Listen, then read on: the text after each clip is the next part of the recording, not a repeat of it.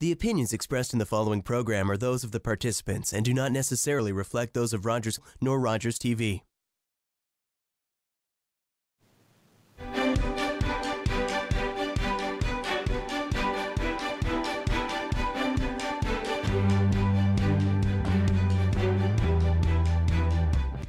Hi, and welcome to Politically Speaking. I'm David Shearman. Welcome back to a new season. And my first guest this year is Alex Ruff, the MP for Bruce Grey Owen Sound. But he's got some new portfolios that he's working on, and we're going to talk about that and a whole lot more. Alex, welcome. Good to have you here. Thanks so much for having me, David. Now, as we're taping this, you've just come out of the first caucus meeting with your colleagues in the Conservative Party, the opposition party. We did allow you to get a short break for lunch. Much appreciated. But that must have been an interesting experience because you've got a new leader who was a member of caucus before, and kind of like turning the page, isn't it? It is. I mean, but at the same time, I think it's a continuation of all the hard work that the previous team was doing and everything that we were doing as per what the electorate, put us in power, or not put us in power, but, elected us to do, which in this case, us being in the official opposition, is to hold the government to account, look at the legislation, make sure the legislation that's coming forth is the best legislation possible for all Canadians. And now we do have a new leader, and I think everybody's sort of pumped up. It's that feeling almost like, with back to school, that there is a huge desire and a sense of optimism in a lot of ways from at least those of us in the Conservative Party to get back to work fully in Parliament. And hopefully we're going to see that happen here in the next couple of weeks. It's funny because we're doing this on Skype. We're not doing this face to face, but even through Skype, I sense your energy and your excitement and your. Let's face it. It was you sound pumped. Well, I am pumped. I'm excited to be back in the House. It's been an interesting spring, obviously, for everybody as the country dealt and the world dealt with this global pandemic with COVID-19. And so there was some special measures obviously adopted in the House with the special committee for a number of months. Then we did have we were scheduled to have 4 accountability sessions this summer. Unfortunately, the Prime Minister chose to prorogue Parliament and shut that down, so we missed that last session. So I think everybody's keen to get back here on the 23rd and get back to sort of normal Parliament or whatever. We'll see that looks like. But I think with the economy starting to reopen, schools going back, I think there's going to be a greater desire by all parliamentarians across all the parties to sort of return to some level of normality. Now, when you talked about returning to normality before, in our last conversation, there was a lot of, there were a lot of measures in place to protect parliamentarians and to reduce the transmission of COVID. And will you be coming back in the full House, or will you be spaced, or will you be part online, part in person? What's the plan for the? That's a great question that we're eagerly awaiting some indications from the government. They haven't yet really provided that. I know the new House leader and the new Chief Whip, both Gerard Deltel and Blake Richards, the 2 individuals now appointed to those positions, we're expecting additional feedback from the government today. Or maybe, by tomorrow morning at the latest on some indications. Obviously, the Speaker had released something a couple, maybe a month or 2 ago now. It's hard, time's kind of just warped here, is with respect to the numbers. So even though with the reduced quorum that all parties had agreed to back in March, to 50 being in the House, the Speaker has indicated we can safely put 86 into the chamber with the respect and the physical distancing and health protocols that have been put in place. And again, those are the same protocols we followed today under the direction of the House of Commons administration to do this. And so we successfully ran a great caucus meeting today national level caucus meeting with those increased numbers in the Sir John A. Macdonald building, but and then with the extra overflow in a couple different rooms, or those MPs that couldn't make the trip to Ottawa, they were able to Zoom in, and we did it. So it was a bit of a hybrid model that we conducted ourselves in, but the vast majority of our 121 person caucus were in person in Ottawa today. And it was just, I think you could sense that optimism and sense of, get up and go and energy, I guess, from the group, because it's when I think it's the same as any business or any sort of social interaction. With that lack of social interaction has had a huge impact. And I mean, I've talked to teachers locally, even though, education falls under the provincial jurisdiction, but the strain and stress that's been on our students for the last number of months due to that lack of social interaction, especially with the teenagers. So there's the mental health aspect of just getting together and being able to interact a little bit while respecting all the necessary health protocols. It's interesting that the way you're describing it sounds very much like the kids getting back to school, that the MPs are excited and they want to get back doing the business of the country. So that's a good sign. That's a very good sign for all of us. I want to go back a little bit in time if we can, Alex, because don't worry, we'll come back to the House of Commons stuff a little later in the program. But I wanted to ask you kind of an obvious question. What did you do all summer? Well, we kind of continued on as per normal. I was in the constituency pretty much throughout the whole summer. And to be fair, it actually was a slower tempo than I think it would have been normally, because we had to respect that. But I mean, I was to a number of events, the ones that still happened outdoors that I was able to participate in. Did a lot of calls early, with some of the business communities, with the ag folks. That never really stopped, trying to understand those issues. Obviously, the workflow coming into the office itself was a little bit higher than normal. Obviously, I spent a bunch of time with my daughter, which was great. We even got a little bit of hay in, which I'm glad it's just a little bit. The body's not used to what it used to be able to do 20 some odd years ago. So, doing it for a couple of days. You can't do a 14-kilometer ruck march anymore, Alex. Right? Well, no, I could do the ruck march. I'm quite confident I'm still capable of doing things. It's just that mowing hay up in the hayloft, that's a different type of muscle and a different type of use. And I mean, part of it's just the lower back and being bent over. And even though I'm the eldest of my brothers, somehow I'm the guy that ends up in the mow when it comes haying time. So it's there was a lot of that. As I said, some time with the family, lots of just sort of getting caught up to some extent. We've got the office up and running full tilt again. We still encourage people to book appointments if they want to come through, but we've got all the safety protocols in place there so that we can, control the numbers coming in the door. So we're respecting everybody's health.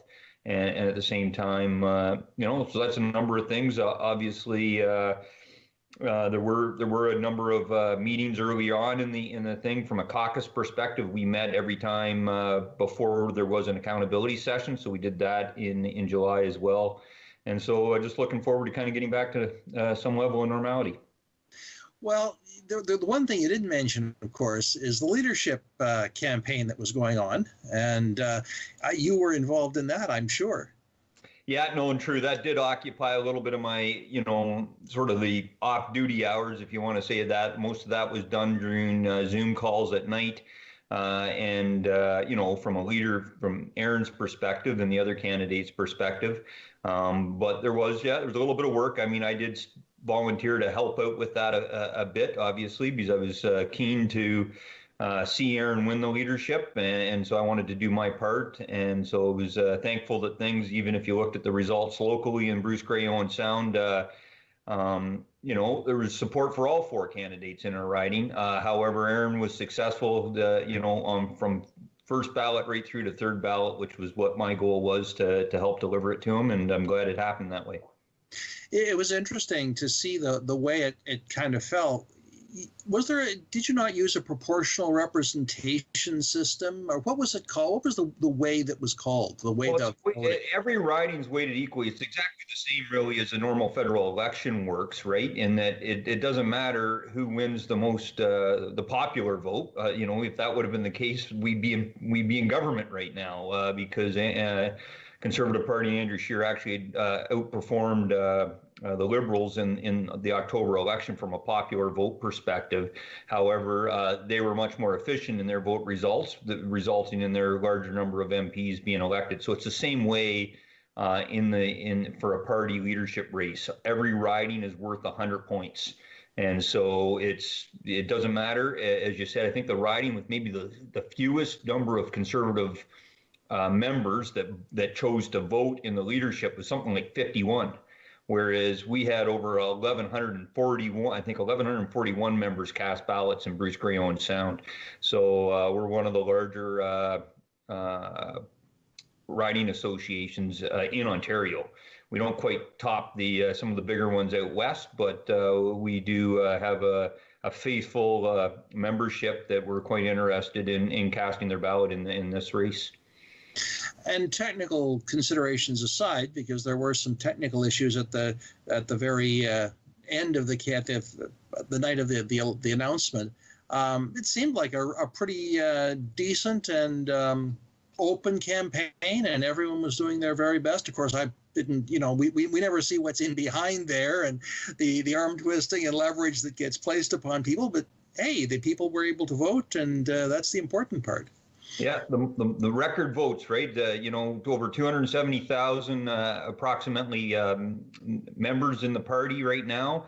Over 160,000 or almost 170,000, can't remember the exact number anymore, cast the ballots, the most that's been cast for any political party in the history of Canada in a leadership race. So that's something to, gives us optimism in our party that, that interest and more people are interested in the Conservative movement. So that's always good. And as you said, it's like any leadership race, no matter the party, there's always a little bit of divisiveness or that comes out during that. And I'm just so impressed at not only Aaron's leadership over the last couple of weeks, but all the campaign teams in the different camps, that they recognize the need for, to bring everything back together and work as a unified front. And that's been the most impressive part of it.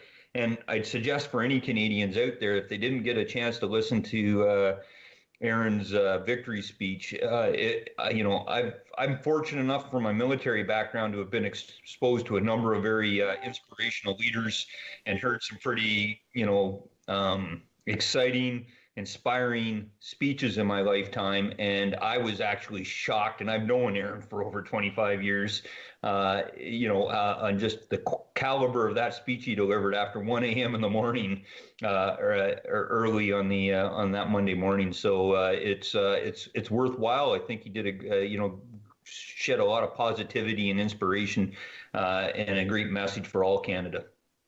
Yeah, I think that if somebody wants to go and listen to that, I'm sure that's available somewhere on the internet by just searching his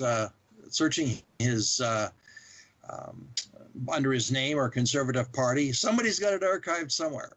It's all over YouTube. It's the first thing that'll pop up if you Google Aaron O'Toole victory speech. There you go. Now, as you move through the campaign, it has culminated, and now we've got, what shall I say, the page has been turned, to use another metaphor. But tell us about Aaron O'Toole. You've spoken very highly of him. You were classmates at RMC, I believe. So, tell people about Aaron O'Toole, because we've got to get to know him. Yeah, absolutely. So, that's actually, I think, how he opened his speech pretty much. Good morning. My name's Aaron O'Toole. So we weren't classmates. He was a couple years ahead of me at military college, but we were in what we call sister squadrons. I was in 2 squadrons, he was 3 squadrons. So we shared the same building for those my first 2 years at the college. So no, Aaron did he did 12 years in uniform, 9 years in the Reg Force as a tactical Sea King navigator. So he participated in the Swiss air disaster down down on the East Coast. He's got that practical experience in the military, serving our country, and then he went to law school down on the East Coast, and then he's became a corporate lawyer. Done a lot of pro bono work with Indigenous communities up north with different organizations. He's one of the co-founders of True Patriot Love, which is the largest military sort of supporter nonprofit charity out there now. So he's been an individual that's been dedicated to doing what he can to serve Canada, and at the same time, he's just an average, he grew up in a very much a blue-collared family. His father had worked in the automotive industry with GM, and so he grew up down in the Oshawa area after although he was born in Montreal. And then since then, his father he's following a bit in his father's footsteps. His father was actually a long-term member of provincial parliament here in Ontario. So he's got some interesting backgrounds, but I think really when you reach out to him or people listen to him, the thing that's going to most impress them is that Aaron's, there's substance to him, and he's authentic at the same time, and anybody can approach him and reach out to him. There's nothing fake about Aaron. Aaron is just who he is. I think he's a great leader. But he understands what average Canadians go through on a daily basis, and I think he's going to come up. He recognizes our job as the opposition is to hold the government to account, but at the same time, he understands that if we want to demonstrate to Canadians that we're a government in waiting, we got to come up with some solid platforms, some good policies that will resonate with Canada and all Canadians. And I think you're going to see that forthcoming. In fact, he's put a lot of it on paper. When he ran for the leadership 3 years ago and finished third to Andrew Scheer and Maxime Bernier, that was as a relatively new member of parliament. He had only got elected in the by-election in 2012, but his policy document was over 70 some odd pages even then, and he cut it back a little bit because he recognizes that not every person's going to want to read a 70-page document, but I think his document's still 50 pages long, and it covers pretty much every issue out there. And again, so people should really just go to aaronotoole.ca/platform, and you can read what his platform was for the leadership campaign. That doesn't mean that's the identical platform word for word that the party would run on in a national campaign, because again, the other great thing about Aaron listens to people. He listens to his own caucus. He's going to listen to, more importantly, all Canadians, and he's not afraid to modify or change or evolve a platform or a policy or an idea based on good, solid feedback. So I think that's, those are some highlights about what I think about Aaron and why I'm quite happy and impressed to see him at the helm. Yeah, it's interesting you should say that, John, because Alex, because I knew his father, John O'Toole. John was not just an MPP for the riding of Durham on the east side, on the east end of Durham region, but he was also mayor of Clarington, mayor of Clarington, and also I don't think he was ever warden of or regional chair of Durham region, but certainly he would have been active at the regional political level. So if it isn't in the DNA, it's certainly a part. Aaron is certainly a descendant of a political family, that's for sure. And I did notice in the shots I saw of the when he was given the word that he had won, there was his dad right there. His dad and his mom were all right there supporting him, which was kind of good to see. It's been a long time since I've seen John, but yeah, good to see. Good to see. Now, one of the things that we are that comes up in Canadian politics, and you probably can answer this, is how will Aaron O'Toole play in Quebec? Because he's got to be bilingual. That's kind of a given. And Mr. Scheer was competent bilingual, competent in French, but Aaron's got to be able to go in and and meet the people in Quebec where they are. And it's not so much the Liberals that are the roadblock there. It's the Bloc Québécois, because that's been the way the politics have divided for decades. So do you think he has a chance to make an advance for the party in Quebec? Absolutely. I mean, the reason Aaron won the leadership more than anything was the fact he won Quebec during the leadership race. He impressed everybody there. He impressed me. Like I knew, in fact, when Aaron first, in January, him and I had sort of a discussion, when he was sort of contemplating throwing his name into the hat again and running for the leadership. That was one of the critiques or warnings I gave him at the time. I said, hey, I haven't heard you speak a lot of French, recently. That's something you're going to have to work on, because it's something. And he's been working on it to the point where I participated, watched a number of his Zoom calls and with Quebecers. And I was shocked at not only his French, but at his comprehension. Like I like to think I can understand most of it and can get by, but there was some of the questions, and in particular, and I've seen him now performing with the French media. He understands the nuances, and he can get right to it. And even his pronunciation is way better than I ever gave him credit for.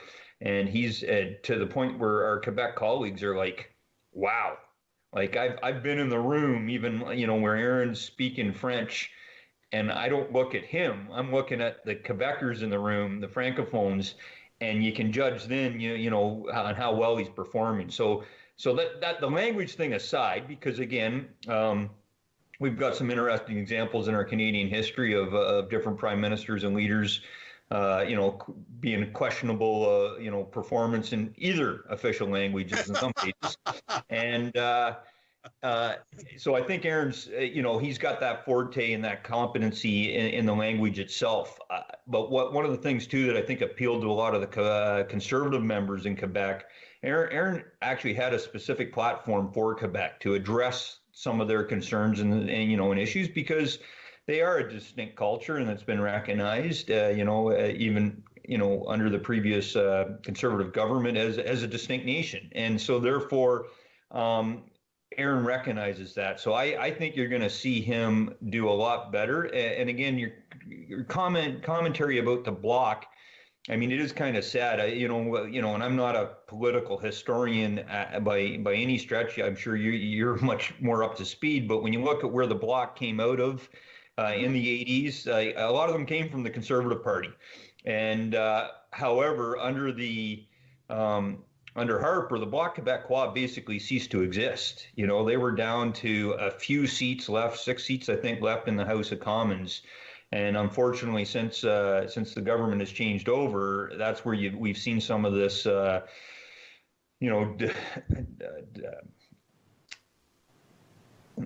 change, I'm trying to think, divisiveness, come into the country here a little bit, or in particular in Quebec and out west. But, the Bloc have risen up again just in the last 5 years to where they are a third-party status and have a lot of influence in the House of Commons, which, again, I have no critique against the individual MPs. A lot of them are just great people, and they're doing their best to represent their constituents. But I always question when you have a party in the House whose sort of one of their main purposes is to separate from the country, right? So so I believe Canada first. That should always be that way. I mean, obviously, I'm a little bit biased towards the constituents of Bruce Grey, Owen Sound myself. However, we're all in this as a country and as a nation. It's interesting you mentioned that, Alex, because in 2012, as I recall, that was the election of Orange Crush, when Jack Layton led the NDP and basically wiped Quebec, turned Quebec orange, and that was the result that left the Bloc and anybody else kind of out of the picture. At the same time, it swung back into the Liberal hands in the last election. It will be always interesting to see what will happen in the next election, whenever that's going to be. And we're going to get to that in a minute, believe me. It's interesting to see that regional nature of this country and the various parties.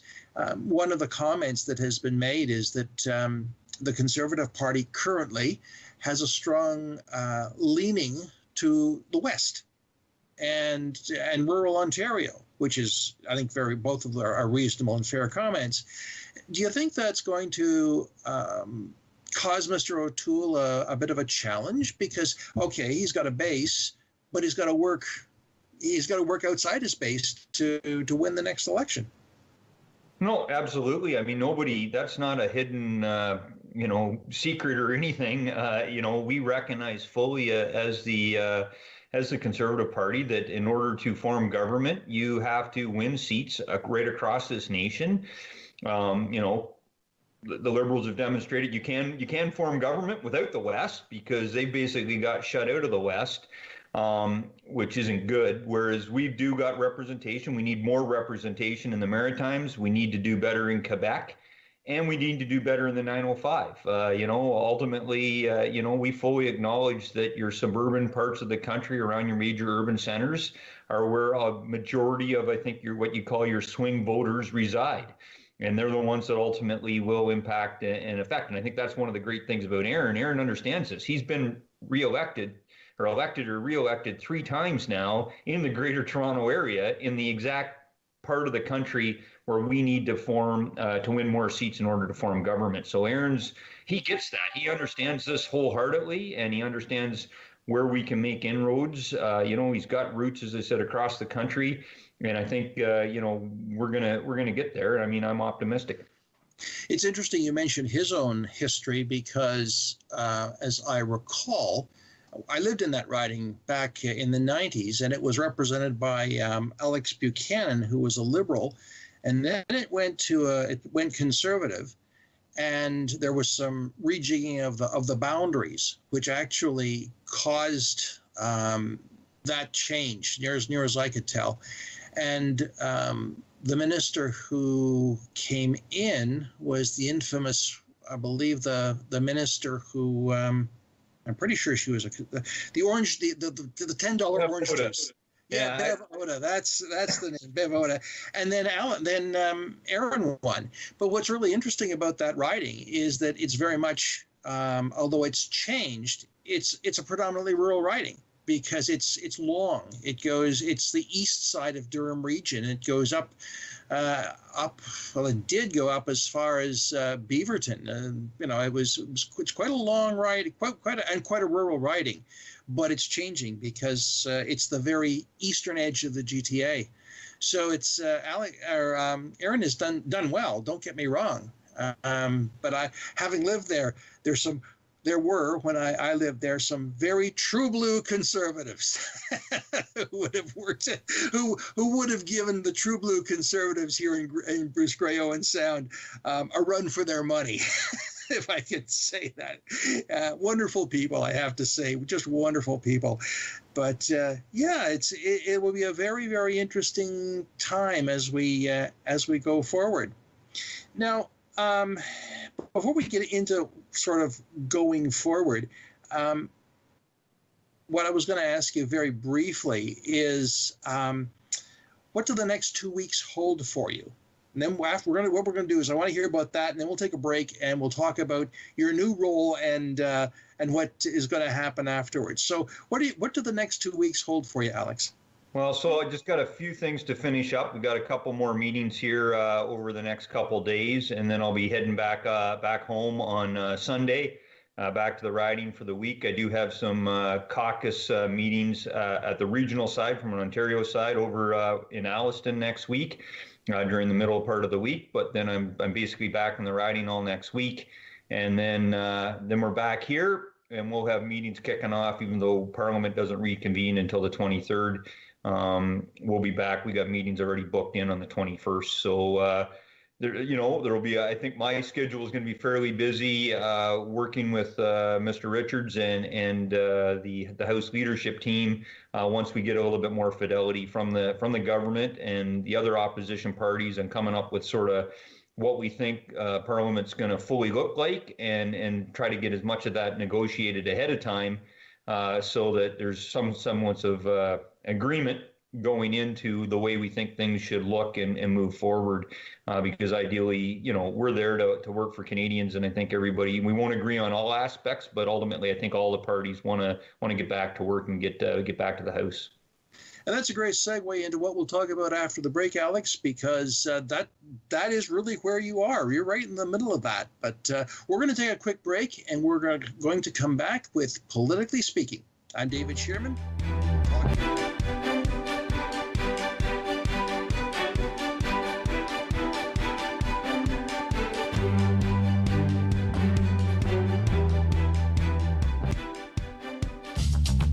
This program is brought to you by Ignite TV. Now you're in command. Visit Rogers.com for more details.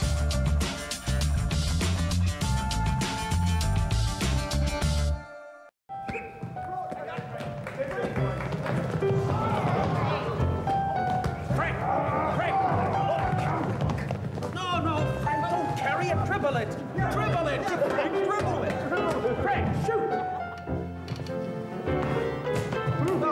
Is this some kind of Canadian joke, sir?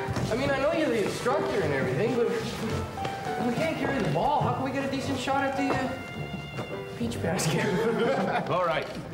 Maybe we can allow a carry of a couple of steps. And Mr. Naismith, sir, it sure slows things down having to climb up here every time. Well, then let's cut the bottom out of the basket. Ah, but I need these baskets back.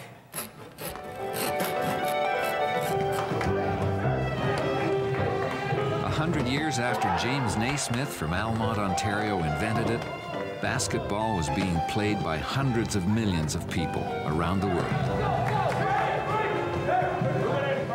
What kind of show do you want to see on Rogers TV? What interests you? Log on to rogerstv.com, fill out a show proposal, and tell us about your segment idea. We want to know what you want to see. Rogers TV, only on Rogers. The opinions expressed in the following program are those of the participants and do not necessarily reflect those of Rogers nor Rogers TV.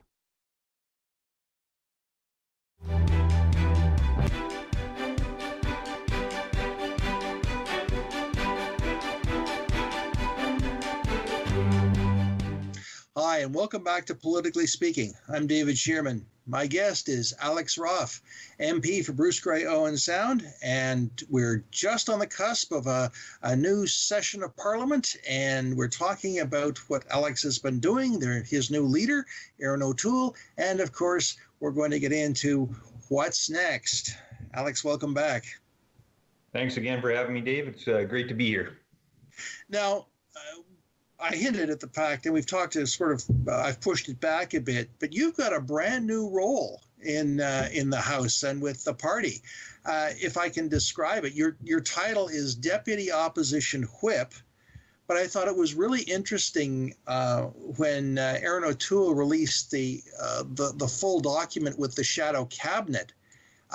It's a lovely wall chart. I don't know whether there's a big wall chart version of it, but it's a wall chart. And of course, he's in the center, and below is the shadow cabinet, obviously. But above that is the House of Commons leadership team, and there you are in your position of Deputy Opposition Whip. If I read that correctly, it's kind of like a division between policy and operations. Is that a reasonable way of describing the two teams that he's got in place?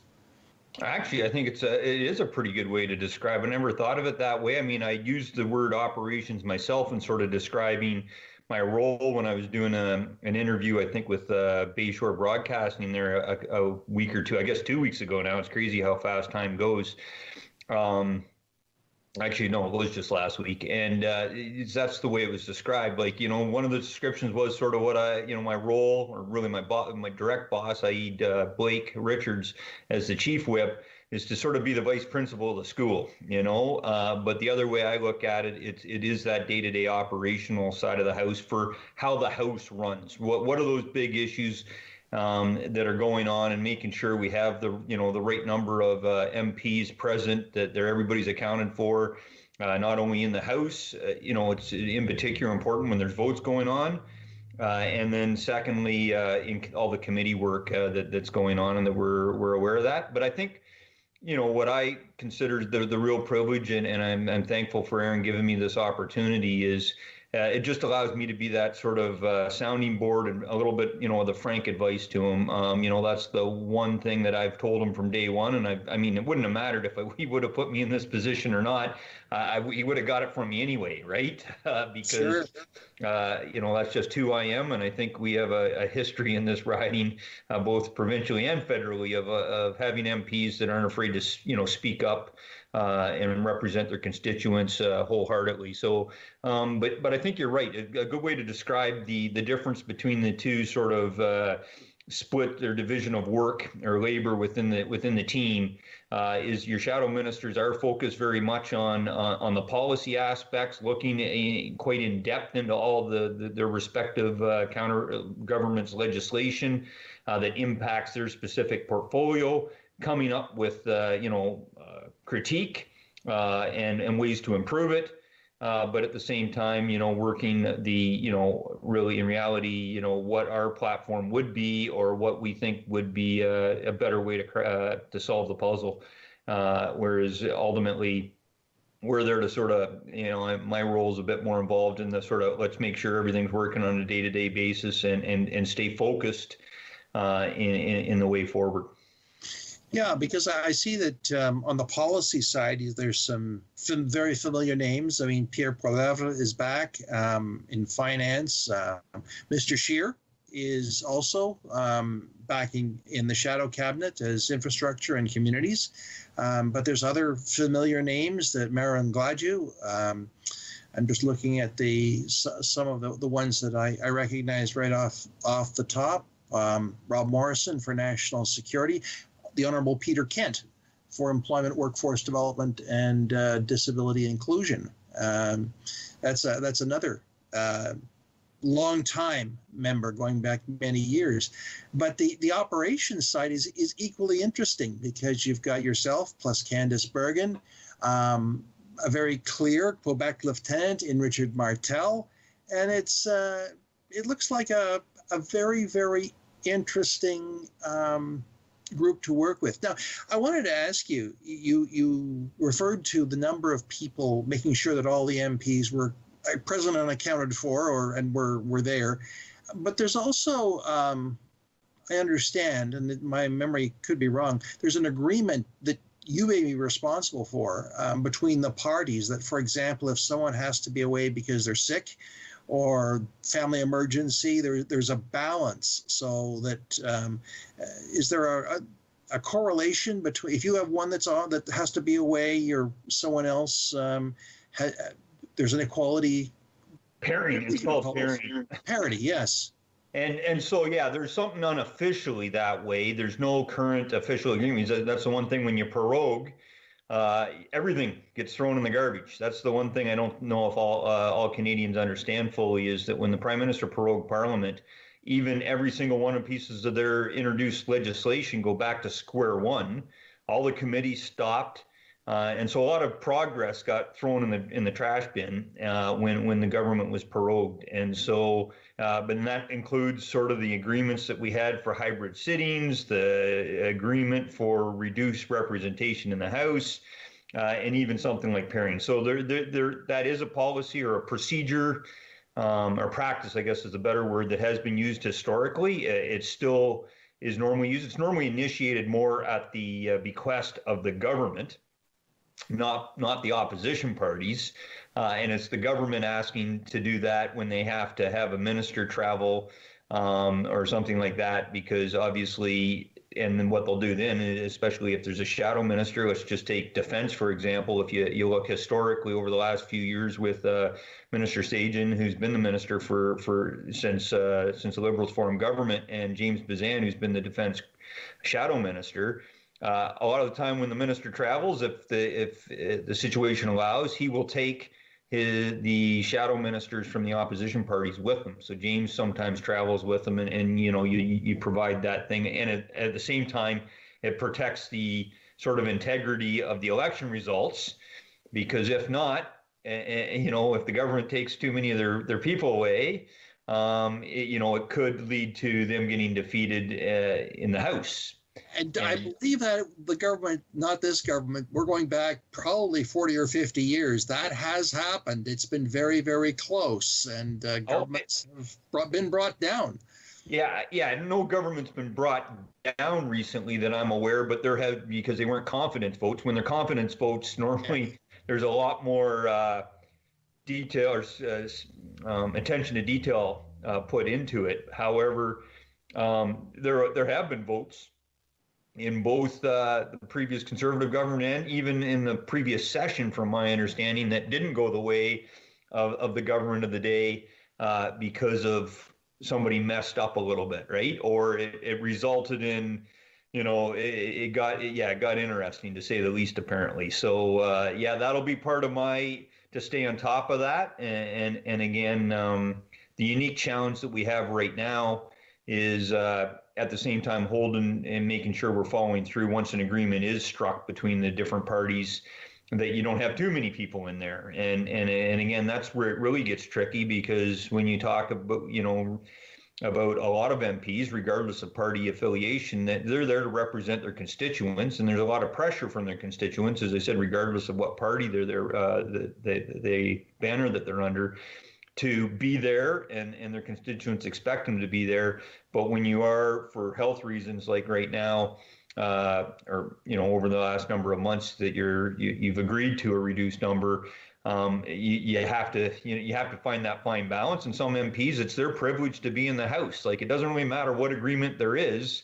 The House of Commons is a unique spot, and as an MP, you have been bestowed some very unique privileges, and nobody can stop you from being there, kind of deal. So the challenge is to work that and make people understand, encourage them to understand, the reasons why and the complexity. And again, to allow in the case now, Blake Richards, that, if he's the one that's made that agreement with the other parties, to be a person of his word and to respect that. And so, it's all about teamwork and working together. And I think that's the key thing that you'll see. And that's as I said earlier, what's most impressed me is just how quickly our whole team's very, very focused and unified on doing what's best for Canadians and getting refocused after the sort of the internal competition, for lack of better words, to now focus back on what Canadians elected us to do. I suspect, Alex, you're going to find it's probably as complicated, if not more complicated, than having oversight and leadership of a battalion of troops.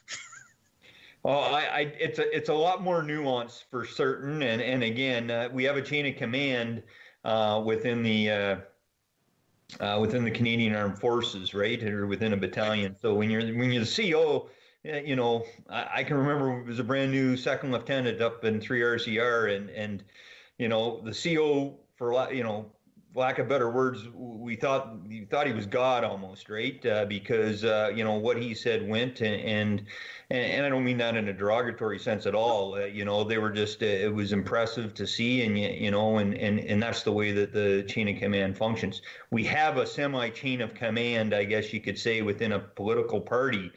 However, ultimately, we're all there, and the people that we all work for is the people that elected us and our constituents. So ultimately, that's where it's a lot more nuanced, and you have to balance those sometimes competing interests, depending on the issue, right? Because there's some issues that are very regionally focused, and just because it's maybe something in a case in Bruce Grey Owen Sound that, hey, we really want to see this go forward, yet maybe it's not the best thing for Canada. It might be the best thing for our area of the country, but it's not necessarily the best thing, and that's always the fine balance. And then if that is the case, for an example that impacted us, then that's my job to explain to the constituents of the riding, to say, here's why this decision was made, or here's why we voted the way we voted, or I voted the way I voted.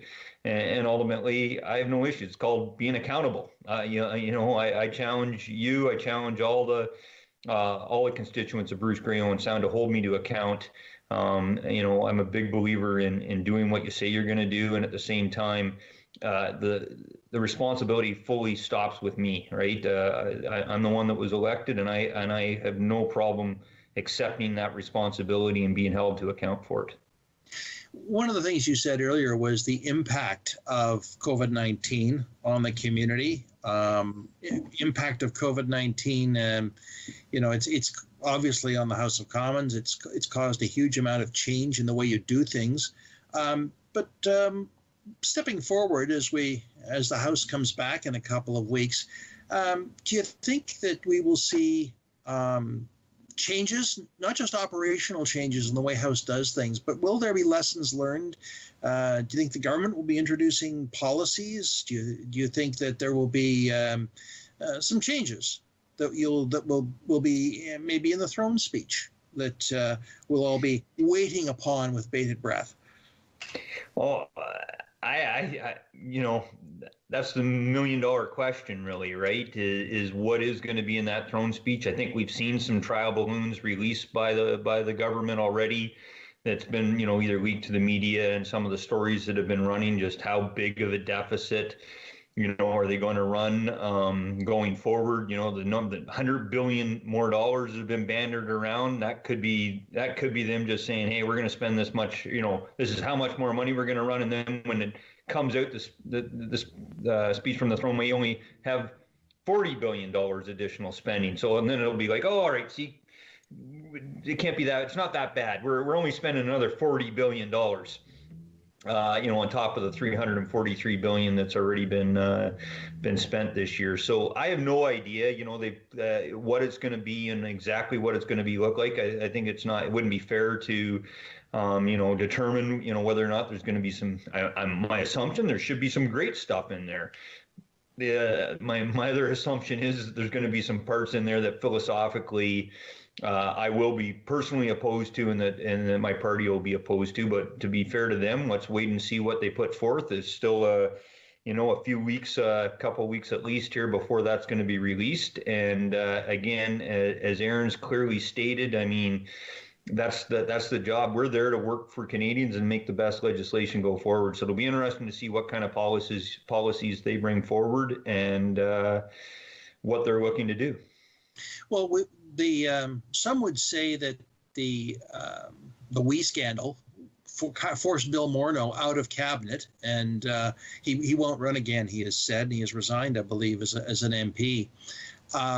So some would say that, well, that's going to be a change, and Chrystia Freeland is the new Minister of Finance, and although she's a respected scholar and author and journalist, it'll be interesting to see what her proposals are coming forward. No, absolutely. As you said, she's to give her credit, she's obviously hasn't been tarnished with the same brush as some of these scandals. Although, interesting enough, when you mentioned the WE scandal, she was chairing the cabinet committee, the special COVID government committee that made the decisions on awarding that contract to the WE Charity Foundation, which was that new third organization of WE that was stood up with that. So again, I think that's, personally, that's what bothers me a little bit, is some of the hypocrisy that's come out of the government, and, hey, kudos to them when they won in 2015 on running on being an open, transparent government that will never, ever prorogue Parliament. And again, fascinating enough, 5 years later, they've done that. When, as I said, if they needed a new throne speech, I'm not, as I said, an expert on whether or not you actually need to prorogue to call a new throne speech. But even if you do have to go through that method in order to do it, they could have done that on the 21st of September. Prorogued it for 48 hours and had us all back on the 23rd. So I don't quite buy the sandwich that they've been feeding us over the last few weeks. Well, the British parliamentary system is they are, of course, we both are Westminster systems, but when the House is prorogued in England, it is only for a week, and you come back with a speech. Canada has always had a longer term for whatever reason, and I haven't done any delving into it, but we do have a practice of a longer term for for proroguing the Parliament. And, one way or the other, we'll get something new, and people will have a choice. Well, I don't know if they'll have a choice. I mean, proroguing Parliament doesn't mean that there's going to be a federal election. I mean, I'm hopeful that there's not, right? Because I don't think right now there's too many unknowns. And as much as I fundamentally am not super happy with the current leadership of the government, I don't think that should be what we should be focused on right now. We should be focused on Canadians and bringing forth the best legislation possible. And so, interesting enough to, on proroguing, it was this current government that brought forth, in the previous session, brought forth the necessity for them to actually, within, I think, 20 sitting days, to provide a written explanation to Canadians publicly why they prorogue Parliament. I'm pretty sure it's public. I know it has to come to the House anyway, but I'm pretty sure it's a public document as well. So it'll be interesting to see how they rationalize why it was necessary to prorogue. So, and as you said, we'll see what they come. I mean, you can't. I agree that the situation's fundamentally changed from the election last fall, and so refocusing is absolutely possible. I just think there was lots of ways they could have done that without necessarily proroguing. And it was even more frustrating when 2 days after they prorogued, they brought forth another $37 billion worth of legislation to help Canadians that they've now can't introduce because they prorogued until after we reconvene and kind of go through this and meanwhile, some of the benefits that are tied to that new legislation and tied to CERB, tied to this new, I think, Canadian or Canada recovery benefit and enhanced EI, is that they can't, the current suite of programs ends at the end of September, so they're not even going to be able to technically get it through. So to me, it's a little bit like holding almost threatening us opposition parties to say, hey, if you need to do this, otherwise this legislation won't go through, because if we fall and we got to go to the election, none of that will get passed, because obviously Parliament will be dissolved. So, I've never been a big fan, regardless of who's in government, of the political games. Let's just focus on doing our best to support and represent Canadians. I share your lack of desire for a December election, or a November or December election. That's and particularly in the midst of a pandemic. That's we will see what happens. We may end up there, but winter elections, having been through a few over the years, they're no fun at all. And we'll just have to wait and see, I guess, Alex. So you're going back to the House. You'll be back in the House a few days before, in Ottawa, a few days before the House reconvenes. And you'll be going through the ceremony of the speech from the throne and all that pomp and circumstance and stuff. And you all wear your best bib and tucker, and the Supreme Court justices wear their ermine robes, and the Governor General does her thing, and away we go. Yeah, it's going to be fascinating to see what it looks like in this COVID environment, because obviously, unlike the throne speech last October or November, I guess, whenever it was, I guess it was November before it was actually delivered. We were all jammed in there. I mean, not everybody could even fit because of obviously the Senate being in a temporary new location as well. So it just wasn't, I was jammed in the back corner, kind of deal in behind, not even in the actual Senate chamber. So you could kind of watch it. You were there, but, whereas now I think the vast majority of it will be done with a very reduced representation from the House of Commons side of the House. And we'll see how it all plays out, right? So yeah, that's lots more to be sort of figured out and within the respective administration staffs of both the House of Commons and the Senate.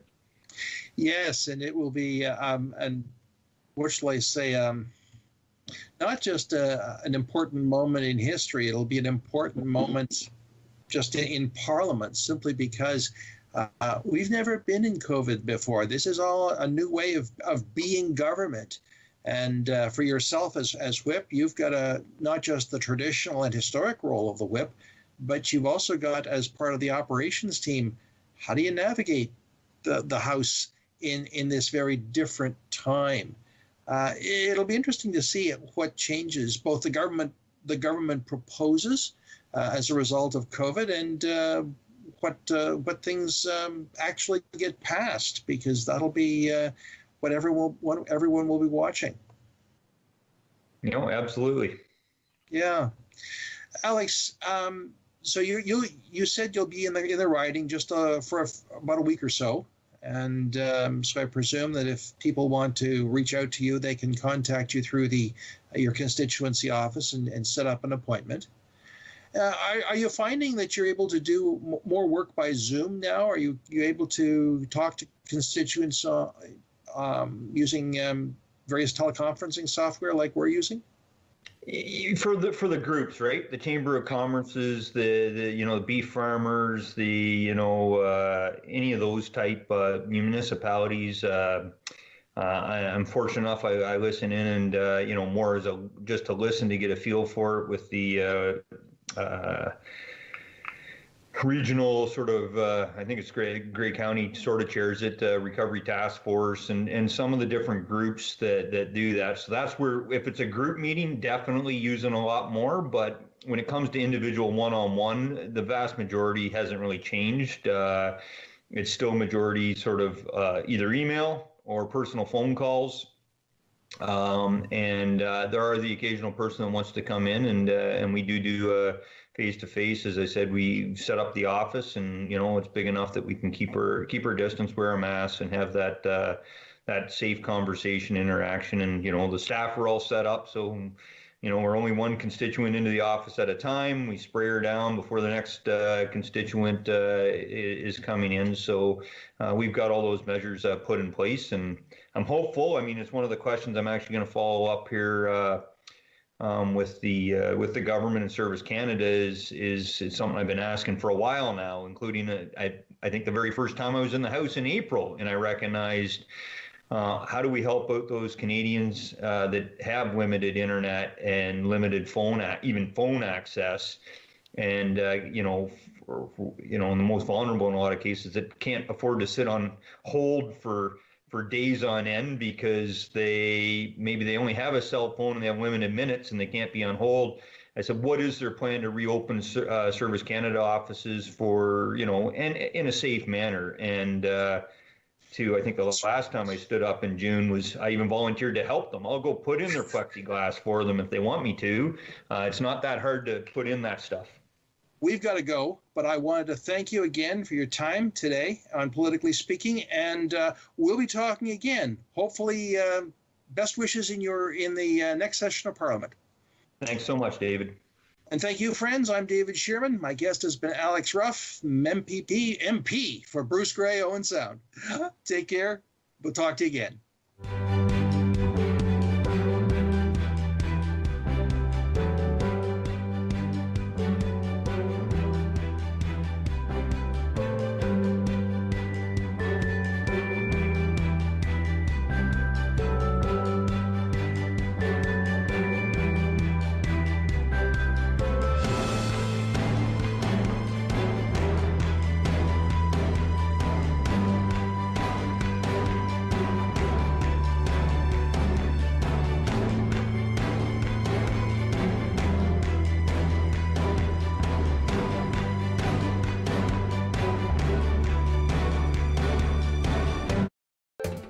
Call the Rogers TV viewer response line, email us, or connect with us on social media.